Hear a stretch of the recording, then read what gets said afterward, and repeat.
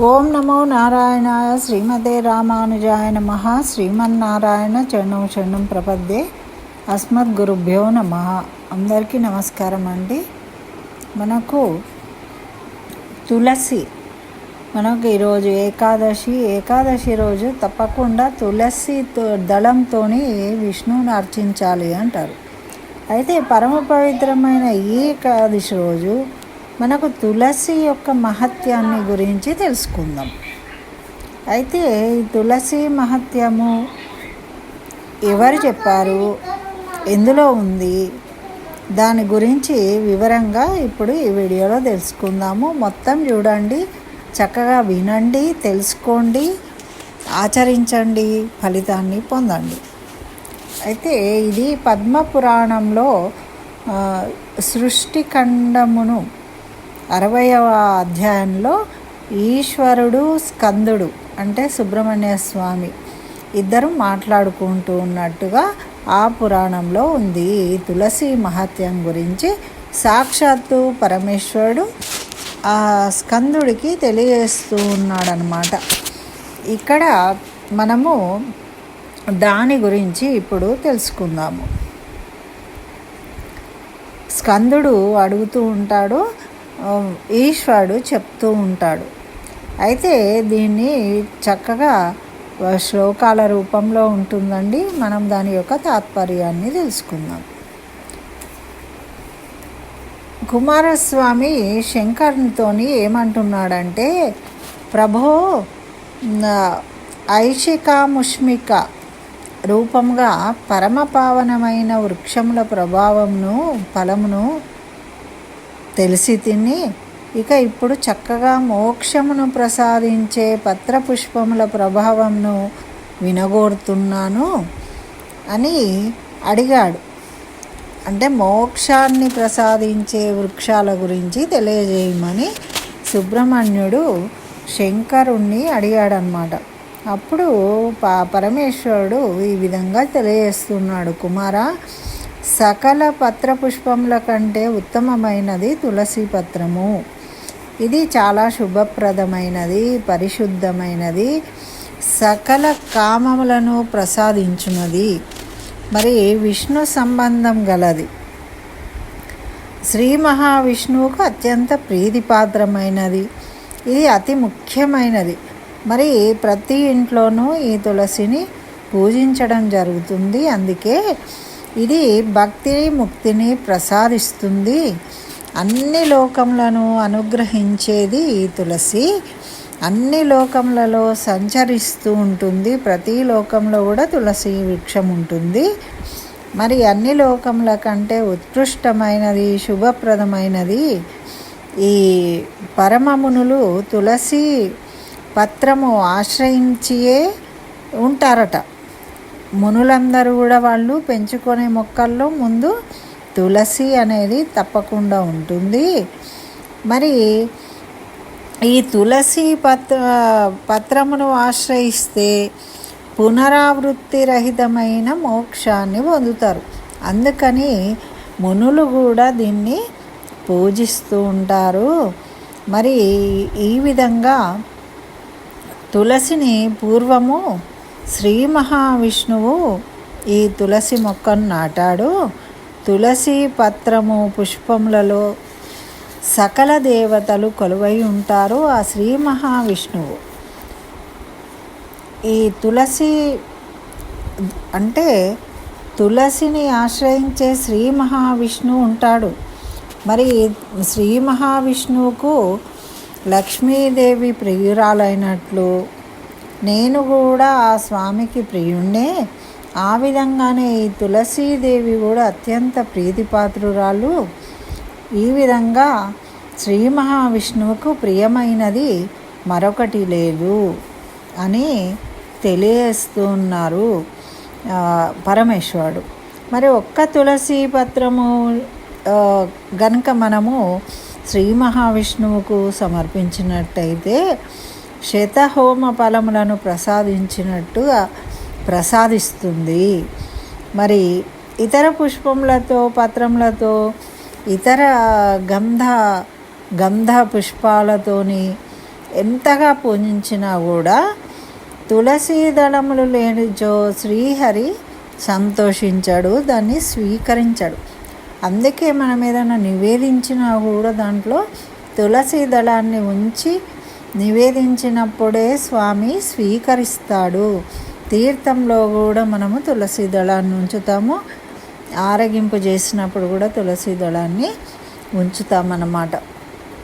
ఈ తులసి దళములతోని పూజించిన ఏమవుతుంది అంటే నిష్కామ యోగి అన్ని హోమములను అన్ని వ్రతములను ఆచరించినట్టు అయిపోతుంది.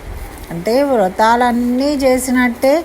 మనకు ఈ ఏకాదశి వ్రతాన్ని ఆచరిస్తే ఏ వ్రతం ఆచరించే అవసరం లేదు ఇంకా జీవితంలో. ఒక్క ఏకాదశి వ్రతాన్ని ఆచరిస్తే అన్ని వ్రతాలను ఆచరించిన ఫలితం కలుగుతుంది. అదేవిధంగా ఒక్క తులసి దళాన్ని సమర్పిస్తే మనము అన్ని రకాల పుష్పాలను సమర్పించినట్టే అవుతుంది. కాబట్టి ఆ శ్రీ మహావిష్ణువు కూడా సంతోషిస్తాడు. ఇట్లా తులసి దళముల చేత అర్చించినవాడు అన్ని జన్మలలోనూ తేజస్వి అవుతాడు, సుఖమును సౌభాగ్యమును పొందుతాడు, కీర్తిని సంపదను పొందుతాడు, మంచి కులమును మంచి శీలమును చక్కని దాంపత్యమును పుత్రులను పుత్రికలను ధనమును రాజ్యమును ఆరోగ్యమును జ్ఞానమును విజ్ఞానమును వేదాంగ శాస్త్ర పరిజ్ఞానాన్ని పురాణానుగత సంహితా పరిజ్ఞానాన్ని అంతా కూడా పొందుతాడు. అతనికి అన్ని విషయాలు కూడా తెలుసుకోగలుగుతాడు, జ్ఞానవంతుడు అవుతాడు. ఏ విధంగా అయితే గంగా నది పవిత్రాంగి సురలోకవాసులకు మోక్షాన్ని ప్రసాదిస్తుందో, భాగీరథి పరమ పావని అయినట్లు పరమశుభప్రదమైనది తులసి కూడా. ఇది కూడా మోక్షప్రదమే. గంగాజలంతో కానీ పుష్కరసేనతో కానీ స్వామి సంతోషించడు. తులసీ దళంతో కలిసిన జలంతో శ్రీహరికి గనక మనము అభిషేకించినట్టయితే సంతోషిస్తాడు. ఎన్నెన్నో జన్మల నుండి శ్రీహరి కటాక్షమును పొందుతున్న జ్ఞానికి మాత్రమే తులసీ దళములతో శ్రీహరిని అర్చించుటకు శ్రద్ధ కలుగుతుంది. అంటే అందరికీ శ్రద్ధ కలగాలన్నా కూడా భగవంతుడి యొక్క అనుగ్రహం ఉండాలి. ఎన్నో రకాల పుష్పాలను తెచ్చి పెడుతూ ఉంటాం, కానీ తులసీ దళాలను తీసుకురావడానికి మనకు ఇచ్చ కలగాలి. తులసీ దళములతో పూజించాలనే శ్రద్ధ కలగాలి అంటే ఎంతో జ్ఞానవంతులై ఉండాలి. మరి అప్పుడే చేయగలుగుతారు. శ్రీహరిని అర్చించడానికి ఆ బుద్ధి అనేది కలుగుతుంది అని చెప్తూ ఉన్నారు. మరి మంజీర దళములతో అంటే విత్తులు ఉంటాయి కదా, చెట్టుకు విత్తనాలు వస్తూ ఉంటాయి కొన్ని రోజులకి. అటువంటి తులసీ దళంతో శ్రీ మహావిష్ణువును అర్చించిన వారికి కలుగు పుణ్యఫలము ఇంత అని చెప్పలేము, మనకు చెప్పడానికి శక్యం కాదు. తులసి వనం ఉన్న చోట శ్రీహరి సన్నిధి ఉంటుంది. అలాగే బ్రహ్మ అక్కడనే ఉంటాడు, లక్ష్మి అక్కడనే ఉంటుంది, సకల దేవతలు కూడా నివసిస్తూ ఉంటారు. కాబట్టి తులసి వనంను ఎల్లప్పుడూ కూడా ఆరాధించాలి. మరి తులసి సమీపంలోనే మనము స్తోత్రం కనుక చేసినట్టయితే, మంత్ర జపం చేసినట్టయితే అనంత ఫలాన్ని పొందుతాము. మరి తులసి ఉన్న చోట భూత ప్రేత పిశాచాలు ఉండవు. బ్రహ్మ రాక్షసులు ఇతర భూతాలు దైత్య సంబంధమైన దానవాదులు తులసి వనంను చూసి భయపడి అక్కడికి రారట, దరికి కూడా చేరరట, అటువంటి తులసి వనం ఉన్న వాళ్ళ ఇంటికి. మరి ఇటువంటి దారిద్ర్యము నశింపజేస్తుంది తులసిని కనుక మనము తులసి వనాన్ని కనుక పెంచినట్టయితే. మరి తులసి దళం చూసి చెడు నర ఘోష నర దృష్టి అటువంటివి కూడా పారిపోతాయట.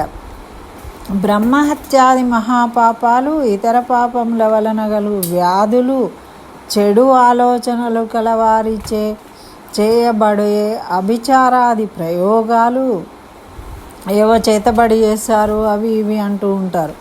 అటువంటివి కూడా నశించిపోతాయట తులసి మహత్యం వల్ల.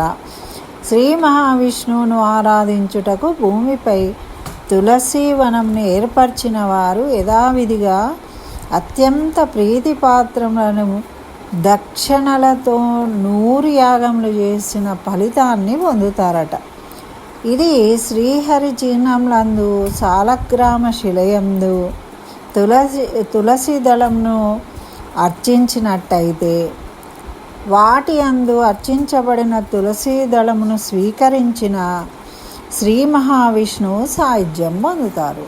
అంటే మనము తులసి దళాలతోని సాలగ్రామాను అర్చించినప్పుడు ఆ అర్చించిన తులసి దళాన్ని మనం కనుక ప్రసాదంగా స్వీకరిస్తే మనం విష్ణు సాయుధ్యాన్ని పొందుతాము అని తెలియజేస్తూ ఉన్నారు ఇక్కడ. శ్రీ మహావిష్ణువు కొరకు భూమి మీద తులసి మొక్కను నాటిన వాణిని చూచి అతని పూర్వపురుషులు కూడా సంతోషిస్తారట.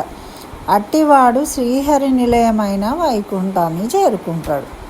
ఇది పరమేశ్వరుడు సుబ్రహ్మణ్య స్వామికి తెలియజేసిన తులసి మహత్యము. ఇది మనకు చక్కగా పద్మ పురాణాంతర్గతంగా ఉందండి. కాబట్టి తులసిని తప్పకుండా మనము తులసి మొక్కను పెంచుకోవాలి, చక్కగా దాన్ని సంరక్షించాలి. పత్రం పుష్పం ఫలం తోయం అన్నాడు ఆ భగవానుడు శ్రీమన్నారాయణుడు. ఆ శ్రీహరికి ఒక తులసి దళాన్ని ఉంచినా ఎంతో సంతోషిస్తాడు. కానీ తులసి లేకుండా ఎన్ని పుష్పాలు ఎన్ని ఫలాలు ఎన్ని పెట్టినప్పటికీ మనము భక్తితో స్వీకరించలేడు. కాబట్టి మనము దాన్ని గమనించుకోవాలి. ఆ తులసి యొక్క మహత్యాన్ని తెలుసుకోవాలని ఈ వీడియో చేయడం జరిగిందండి. అందరూ ఇది ఎవరైతే వింటారో ఆ తులసి మాతను తలుచుకుని చక్కగా నమస్కరించుకున్నట్టయితే మన అందరం కూడా ఆ లక్ష్మీనారాయణుల అనుగ్రహాన్ని పొందుతాము అని ఈ వీడియో చేయడం జరిగింది. నచ్చితే తప్పకుండా అందరు లైక్ చేయండి. మరి జై లక్ష్మీనారాయణ అని జై శ్రీమన్నారాయణ జై లక్ష్మీనారాయణ ఏదో ఒకటి కామెంట్లో రాయండి, ఆ ఫలితాన్ని పొందండి. స్వస్తి. జై శ్రీమన్నారాయణ. సర్వం శ్రీకృష్ణ చరణారవిందార్పణమస్తు.